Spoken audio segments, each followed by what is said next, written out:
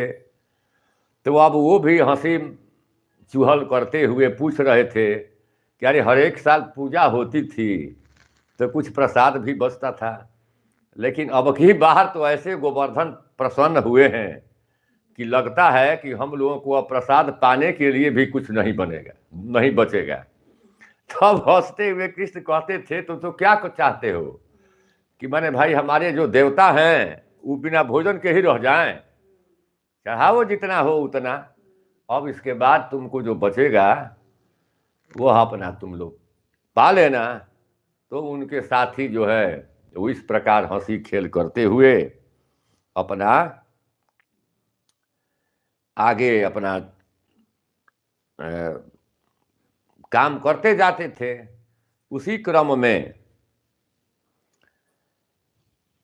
अब नारद जी जा करके इंद्र भगवान से ये बात कह दिए कि भाई ब्रज में तो कृष्ण नाम का एक बालक है जो आपकी पूजा को बंद करवा दिया। देख रहे हैं कितना धूमधाम वहाँ हुआ है, सब उत्सव हो रहा है, लेकिन अब इतने दिनों से, बहुत दिनों से जो पुरातन पूजा जो आपकी हो रही थी वो तो उस बालक ने बंद करवा दिया।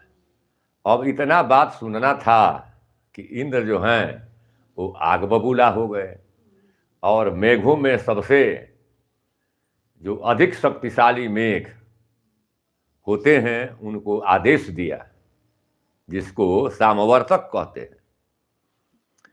समवर्तक मेघ को आदेश किया, समवर्तक मेघ वर्षा की झड़ी लगा दिए। इसके बाद खूब तेज हवा चलने लगी, क्योंकि देवराज इंद्र जो हैं वो सबके देवता हैं। तो हवा क्या कि इस प्रकार आंधी चलाइए कि सब गायें और पेड़ पौधे उखड़ पखड़ करके और इतना पानी बरसा दीजिए कि सब आप्लावित हो जाए। उन लोगों की ऐसी हिम्मत है कि हमारी पूजा को उन लोगों ने बंद कर दिया।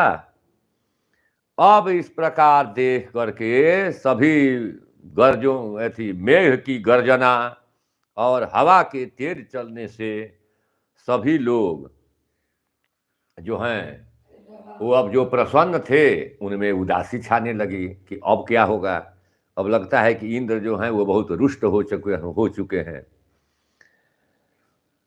इसके बाद अब हुआ कि अन्य गोप के सहित दुर्बुद्धि नंद गोप ने कृष्ण की सहायता के बल से अंधा होकर मेरा यज्ञ भंग कर दिया है।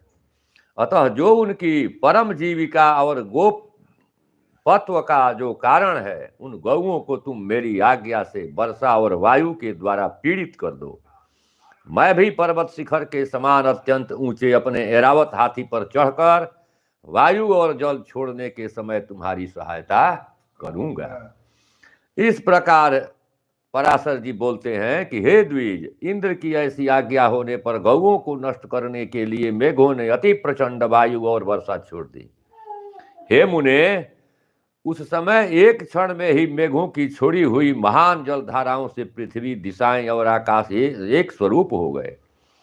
मेघगण मानो विद्युत लता रूप दंडाघात से भयभीत होकर महान शब्द से दिशाओं को व्याप्त करते हुए मूसलाधार पानी बरसाने लगे, तथा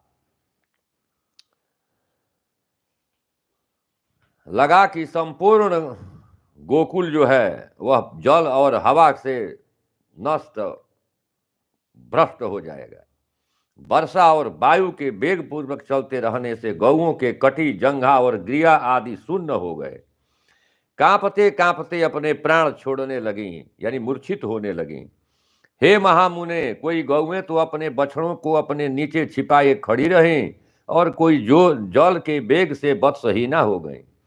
वायु से कांपते हुए दीन बदन बछड़े मानो व्याकुल होकर मंद मंद स्वर से श्री कृष्ण चंद्र से रक्षा करो ऐसा कहने लगे।